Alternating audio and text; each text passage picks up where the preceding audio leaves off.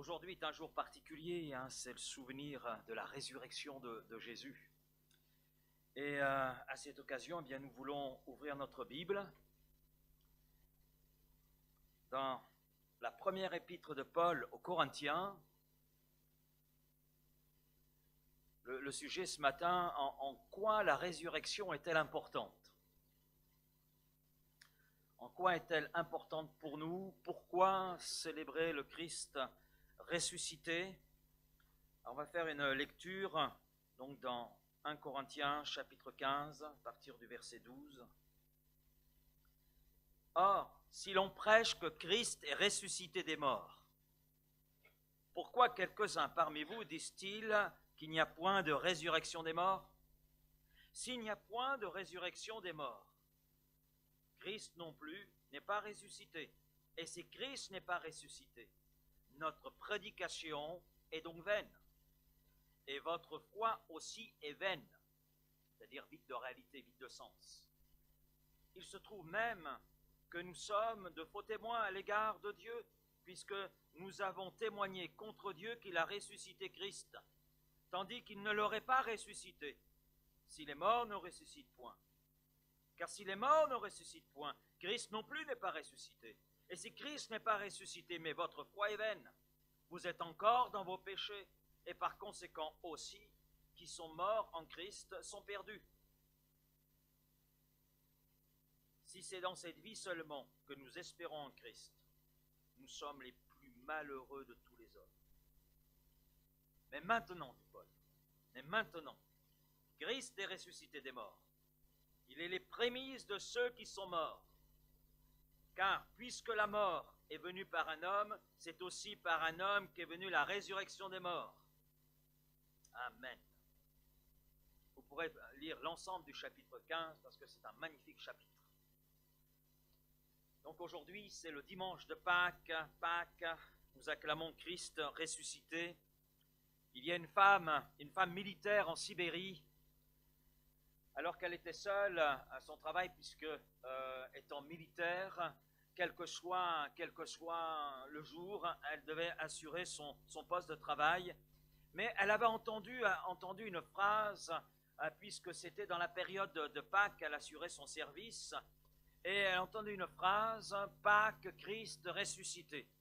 Et cette phrase la martelait. Et cette phrase la martelait tellement qu'elle en est arrivée à se dire, mais si ce Jésus-Christ est vraiment ressuscité, ça veut dire qu'il est vivant. Et s'il est vivant, ça veut dire que je peux m'adresser à lui. Mais ça veut dire aussi, puisqu'il est vivant, qu'il peut me répondre. Parce que je ne m'adresse pas alors à un mort, je m'adresse à quelqu'un qui est vivant. Et elle est partie de là, et cela l'a conduit à prendre une décision, à tout simplement invoquer dans la prière, avec ses mots, avec son vocabulaire, avec la connaissance qui était la sienne à ce moment-là, eh bien, à découvrir que Jésus-Christ était son Seigneur et Sauveur. Ce fut un moment déterminant, et elle est devenue témoin du Christ ressuscité. Amen. Amen. Nous prions et nous adorons Jésus ressuscité, Jésus vivant. Nous ne sommes pas les adorateurs d'une idole, nous ne sommes pas les adorateurs d'un mort, mais nous sommes les adorateurs d'un Seigneur qui est vivant, avec lequel nous avons une relation qui est vivante et une relation qui est là dynamique. C'est vrai, Jésus est mort sur la croix, et il fallait qu'il passe par là, mais il est ressuscité le troisième jour, et il est vivant.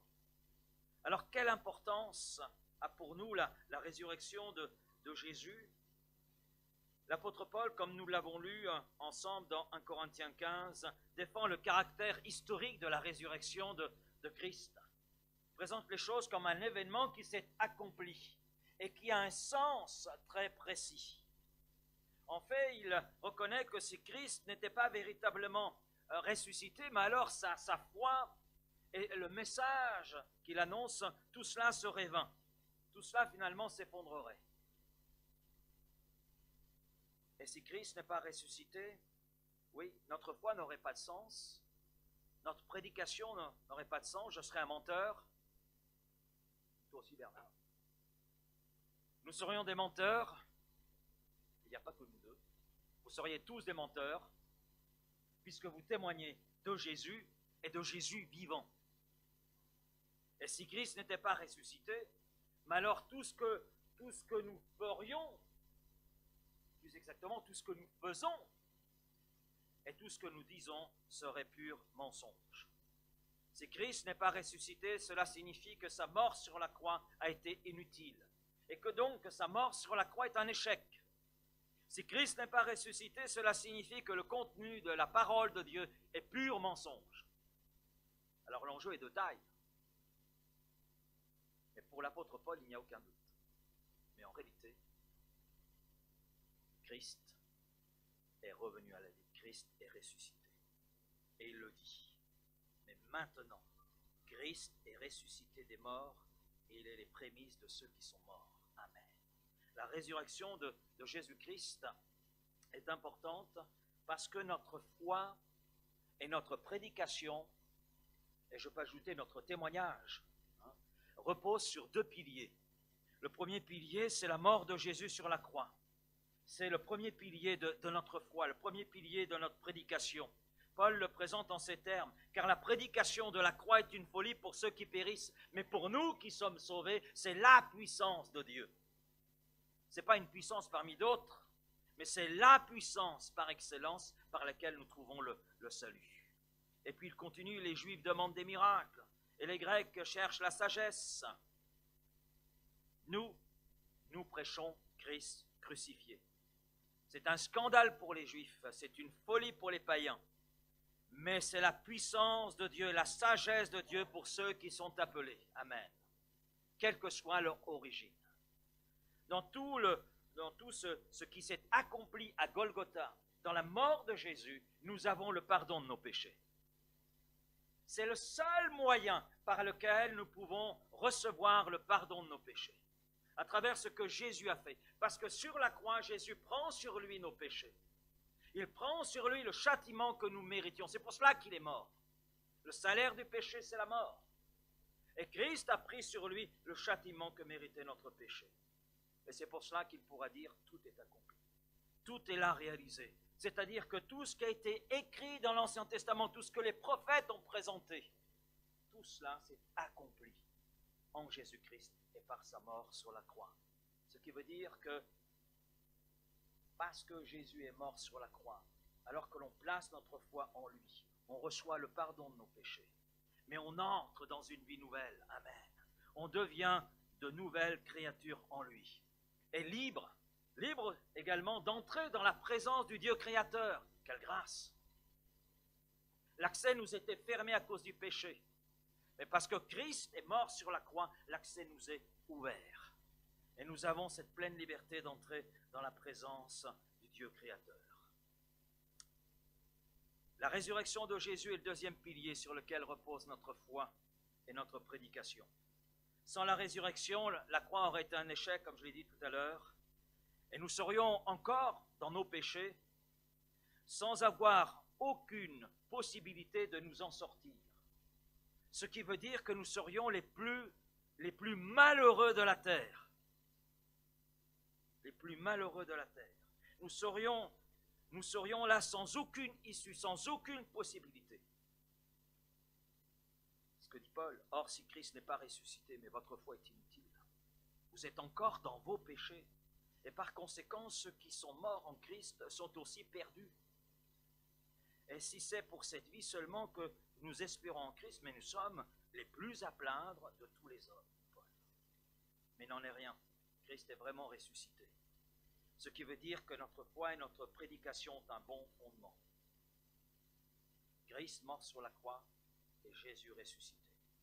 L'apôtre Pierre a pu dire ceci le jour de la Pentecôte devant une foule qui était là, nombreuse, parce que cette période, c'est une période de fête, et nombre de Juifs à travers l'Empire romain, donc, étaient arrivés sur Jérusalem. Et là, l'apôtre Pierre, parce qu'il y a un événement, le Saint-Esprit s'est là manifesté. C'est là manifesté dans la chambre haute parmi les 120 qui étaient là rassemblés. Et ça fait un peu de bruit. Quelquefois, lorsque le Saint-Esprit agit, ça fait un peu de bruit. Oui, quand le Saint-Esprit agit, ça dérange toujours. Hein? Et là, le Saint-Esprit est venu déranger un petit peu les festivités de Jérusalem. Et devant ce qui se passait, c'est l'apôtre Pierre qui dira ceci: « Hommes israélites, écoutez ces paroles. Jean de Vitrolles, écoutez ces paroles. Jésus de Nazareth, cet homme à qui Dieu a rendu témoignage devant vous par les miracles, les prodiges et les signes qu'il a opérés par lui au milieu de vous, comme vous le savez vous-même. Cet homme, livré selon le dessein, notez bien, selon le dessein arrêté et selon la prescience de Dieu, vous l'avez crucifié. » Oui, nous l'avons crucifié. Nous sommes responsables de la crucifixion, par nos péchés. Vous l'avez fait mourir par la main des impies. Et l'apôtre Pierre ajoute ceci: Dieu l'a ressuscité en le délivrant des liens de la mort, parce qu'il n'était pas possible, notez bien, il n'était pas possible, c'était impossible que la mort le retienne. C'était impossible. Parce que Jésus est la résurrection. Mais les répercussions sont encore plus importantes. Non seulement la mort de Jésus, la résurrection de Jésus constitue le fondement de notre foi. Notre foi s'appuie sur deux événements historiques fondamentaux, deux événements qui ont un sens, une signification spirituelle. Et notre foi s'appuie sur ces événements, s'appuie sur ce que Jésus a fait, et notre prédication également. Je le disais vendredi soir, j'ai assisté un jour parce que j'ai remplacé le pasteur qui était mon président à l'époque, mon maître de stage, et il m'a envoyé dans une rencontre. En plus, c'était une rencontre pastorale, des pasteurs de tous horizons. Hein. Et là, on m'a posé à un moment donné la question, parce que le sujet, c'était, je crois, l'évangélisation. Donc, on m'a posé la question: et vous, pasteur pentecôtiste, vous en êtes où? Et j'ai répondu: mais j'en suis là où l'apôtre Paul en était. Je ne veux pas savoir parmi vous autre chose que Jésus-Christ et Jésus-Christ crucifié. Et à ma grande surprise, ce pasteur de je ne sais pas quelle dénomination, mais peu importe, a répondu: vous en êtes encore là. Et j'ai été choqué. Et ma question est: et vous en êtes où alors? Vous en êtes où? Et il a parlé d'un roman sur à l'ombre du Galiléen. Voilà. Je sais que ça existe, mais je ne l'ai pas lu. Donc, je préfère la Bible. Oui. Je préfère la Bible à un roman, puisque la Bible, c'est la réalité. Donc, roman à l'ombre du Galiléen. Donc, je suppose qu'il est question d'une fiction concernant Jésus. Alors, la fiction ne sauve pas. Ça ne sauve pas. Mais Jésus mort sur la croix, Jésus ressuscité, oui, c'est là que se fonde notre foi. Et pour la petite histoire, un autre pasteur qui a été choqué, comme j'ai pu l'être, a posé la question: vous avez combien de personnes dans l'église? Oh, on arrive à une vingtaine. Et puis il me pose la question: et vous? Ben, nous, on est autour de 300. Ah, il dit: quand même, ça fait la différence. Et oui, le message de Jésus-Christ mort sur la croix et ressuscité vient faire la différence. Parce que c'est un message qui répond aux besoins des cœurs. C'est le fondement de notre foi. Et c'est le fondement de notre prédication. Mais les répercussions vont au-delà. La résurrection confirme l'identité de Jésus. Paul, serviteur de Jésus-Christ, appelé à être apôtre, mis à part pour annoncer l'évangile de Dieu, la bonne nouvelle du Christ mort sur la croix et ressuscité, qui avait été promis auparavant de la part de Dieu par ses prophètes dans les Saintes Écritures, et qui concerne, notez bien, et qui concerne son fils né de la postérité de David selon la chair, et déclaré fils de Dieu avec puissance selon l'esprit de sainteté par sa résurrection d'entre les morts, Jésus-Christ notre Seigneur. Et ces versets sont importants. Pourquoi? Parce que d'une part, l'apôtre Paul souligne la pleine humanité de Jésus. Jésus était pleinement homme. Verset 3 de Romains chapitre 1er. Et qui concerne son fils né de la postérité de David selon la chair. Donc Paul nous dit que Jésus était pleinement homme. Et c'est important pour nous. C'est Dieu se faisant homme. C'est Dieu s'incarnant. C'est Dieu prenant notre nature. C'est Dieu se rendant semblable à nous. Et il a vécu son humanité comme nous la vivons, exactement comme nous. C'est pour cela que nous avons des textes où il est dit Jésus pleura, Jésus fatigué, Jésus faim. Et on voit cette pleine humanité de Jésus. La seule différence avec nous, c'est que sa nature était sans péché. Ça, c'est la grande différence avec nous. Et parce qu'il était pleinement homme et parce qu'il a porté sur la croix notre péché, il a porté sur la croix nos souffrances, il a porté sur la croix nos douleurs, nous avons en lui la personne la plus appropriée qui soit. Amen. Pour nous comprendre notre humanité, comprendre ce que nous vivons, comprendre ce que nous ressentons, comprendre nos souffrances, comprendre nos douleurs. Bien souvent, quand on est là devant une personne qui souffre, on lui répond « je te comprends ». Mais qu'est-ce qu'on comprend en réalité? Qu'est-ce qu'on comprend? Mais Jésus peut dire « je te comprends, je te comprends ». Parce que la souffrance qui est la nôtre, il l'a connue, il s'en est chargé. Le péché qui est le nôtre, il s'en est chargé. La douleur qui est la nôtre, il s'en est chargé. Nous avons en Jésus la personne la plus appropriée qui soit pour nous comprendre dans notre humanité et apporter les solutions les plus appropriées aussi qui soient. Amen. Mais Paul apporte un autre élément, verset 4. Et déclaré fils de Dieu avec puissance, selon l'esprit de sainteté, par sa résurrection d'entre les morts, Jésus-Christ, notre Seigneur. Donc là, l'apôtre Paul, après avoir souligné l'humanité, la pleine humanité de Jésus, il souligne la divinité de Jésus. Paul déclare que la résurrection est le puissant événement qui confirme ce que Jésus a dû être. Confirme la divinité de Jésus-Christ. Jésus avait la vie en lui-même. Il possédait le pouvoir de se ressusciter lui-même. Jésus l'a exprimé d'ailleurs à plusieurs reprises en disant « Je suis la résurrection et la vie », Jean 11, verset 25. Et une autre fois, il a pu dire dans Jean 10, verset 17, « Le Père m'aime parce que je donne ma vie afin de la reprendre. Personne ne me l'ôte, mais je la donne de moi-même. J'ai le pouvoir de la donner et j'ai le pouvoir de la reprendre. Tel est l'ordre que j'ai reçu de mon Père. » Waouh! La résurrection de Jésus vient confirmer, appuyer que tout ce que Jésus a dit est vrai, est digne de foi, digne de confiance. Digne de confiance. Et on comprend, oui. La foi vient de ce que l'on entend vient de la parole de Christ.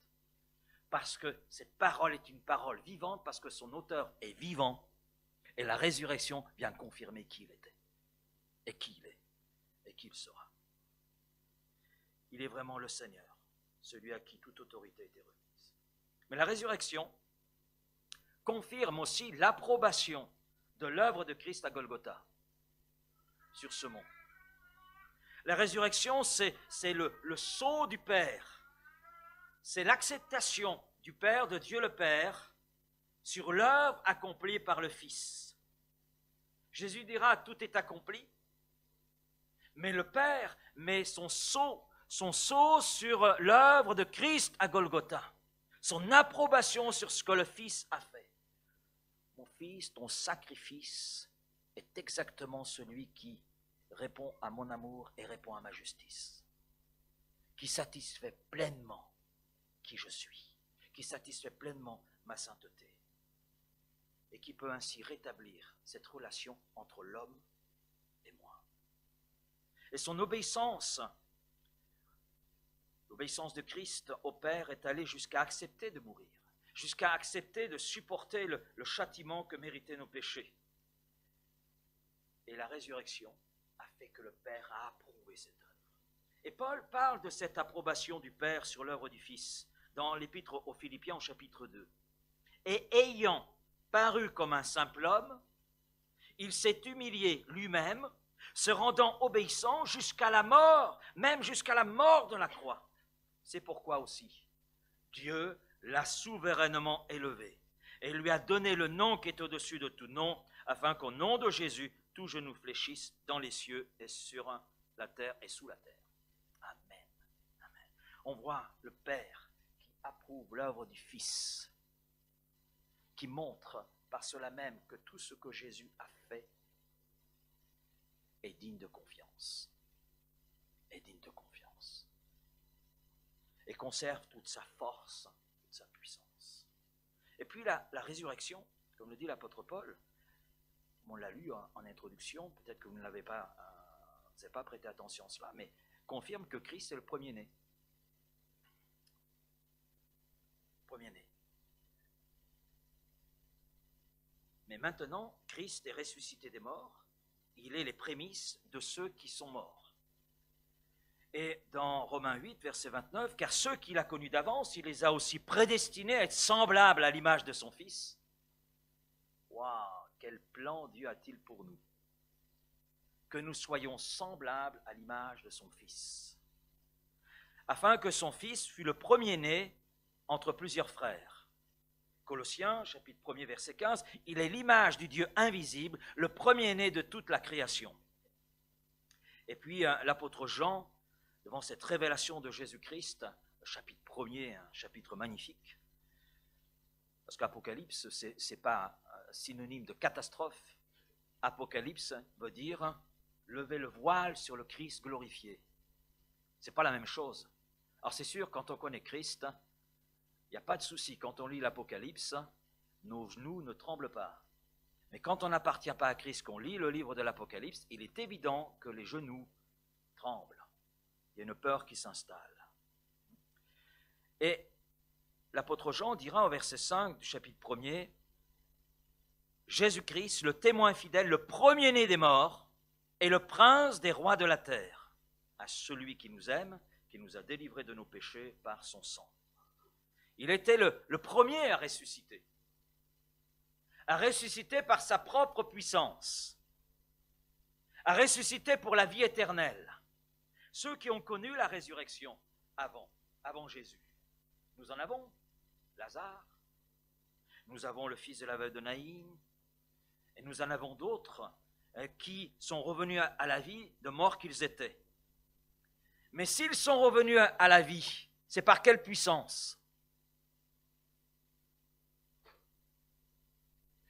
Alors que Lazare sentait déjà, le processus de décomposition était déjà engagé, Jésus est devant le tombeau et dit « Lazare, sors !» Lazare sort.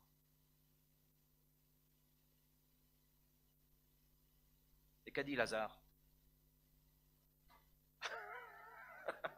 J'arrive.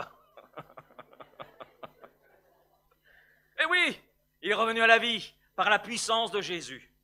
Par la puissance de Jésus. C'est la même chose pour le fils de la veuve de Naïm. C'est par la puissance de Christ que morts qu'ils étaient, sont revenus à la vie. Mais ces mêmes personnes, bien qu'ayant connu un retour à la vie, sont morts. Sont morts. À ma connaissance, ils sont morts.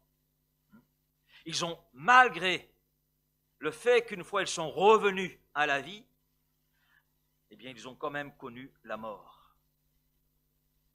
Bien qu'ayant expérimenté une fois la résurrection, ils sont morts. Parce qu'ils n'avaient pas le pouvoir de se ressusciter. Par sa résurrection, Jésus est présenté comme les prémices. C'est-à-dire, les prémices, vous savez ce que c'est? C'est les premiers fruits. Premiers fruits mûrs qui annoncent une moisson à venir.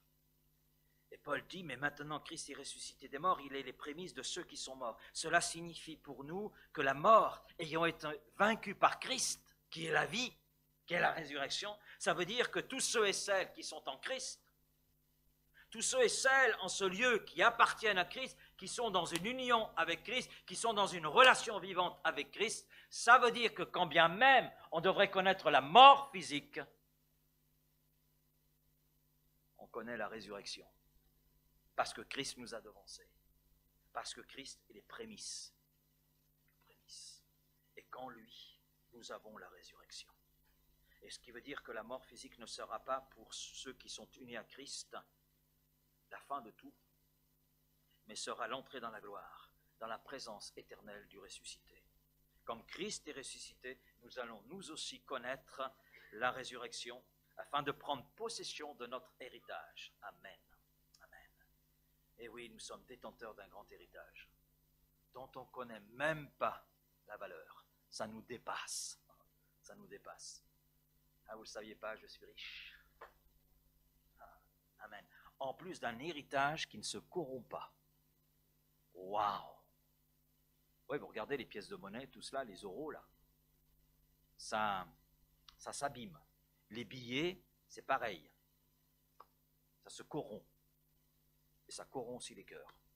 Mais nous avons un héritage. Un héritage qui ne se corrompt pas. C'est un héritage spirituel dans les lieux célestes. Donc, la résurrection confirme que Christ est le premier-né. Que Christ est celui qui nous a devancés. Et par sa résurrection, nous aussi, nous allons connaître la résurrection. Mais par sa résurrection, il nous donne aussi les arts de l'esprit. Vous avez lu comme moi, et j'ai même insisté là-dessus, nous avons été prédestinés à être semblables à l'image de son Fils. Être prédestinés à être à l'image du Fils de Dieu, être à l'image de Jésus. L'apôtre Paul pouvait dire, soyez mes imitateurs comme moi-même je le suis de Christ. L'apôtre Paul dit, je le suis encore. Et ce n'était plus un jeune qui parlait, c'était quelqu'un avec toute une expérience, mais qui était conscient qu'il avait encore besoin de grandir dans cette ressemblance avec Christ. Eh bien, ce qu'il y a de formidable, c'est que la résurrection nous donne les arts de l'esprit. Et celui qui nous a formés pour cela, c'est Dieu qui nous a donné les arts de l'esprit. 2 Corinthiens 5. Les arts, c'est le paiement partiel, anticipé d'un salaire, d'une somme promise. Mais ce qui est intéressant, c'est que le mot les arts, en hébreu, a une autre signification. Pas simplement la signification d'un gage, d'une caution, d'un paiement par anticipation, mais la signification du mot est aussi engagement. Engagement. Et nous savons que le Saint-Esprit, puisque l'apôtre Paul parle des arts de l'esprit, le Saint-Esprit en nous est le gage de l'engagement de Dieu que nous serons complètement transformés, amen, un jour à l'image de Jésus-Christ. Et que si nous persévérons dans l'assurance qui est la nôtre, nous allons vivre ce plein accomplissement de ce qui a été promis. Amen. Et Paul a compris cela. Et il le met en relation justement avec le Christ ressuscité. Et il dira, et si l'esprit de celui qui a ressuscité Jésus, notez bien, si l'esprit de celui qui a ressuscité Jésus habite en vous, amen. Alors je suis un peu jaloux parce que c'est en vous, alors aussi en moi. Celui qui a ressuscité Christ rendra aussi la vie à votre corps mortel par son esprit qui habite en nous. Je me le noue là.